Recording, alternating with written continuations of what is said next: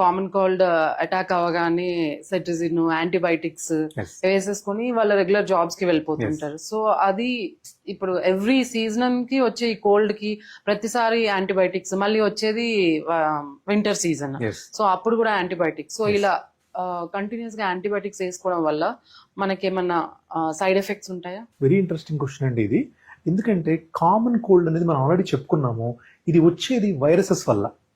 మీ antibiotics దేనికి పనిచేస్తాయి? బ్యాక్టీరియాకి పనిచేస్తాయి. Simple logic. సో వైరల్ వల్ల వచ్చే ప్రాబ్లమ్స్ కి మనం యాంటీబయాటిక్స్ వేసుకుంటున్నాం, అది చాలా బ్లండర్ అండి. Routine seasonal infections, cough, cold, sore throat కి antibiotics big no. You should not use antibiotics for any kind of common respiratory infections in the rainy season.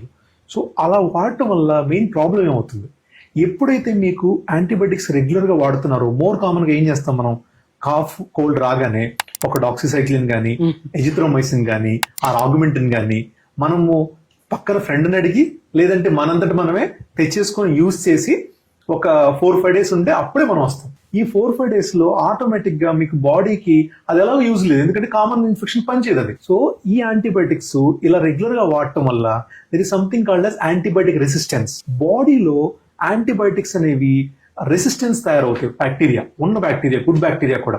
So రేపు ఎప్పుడైనా ఫ్యూచర్ లో మీకు రియల్లీ యాంటీబయాటిక్స్ అవసరం వచ్చిన situation వస్తే ఈ present మీరు రెగ్యులర్ గా యూజ్ చేసిన యాంటీబయాటిక్ పనిచేయదు అప్పుడు.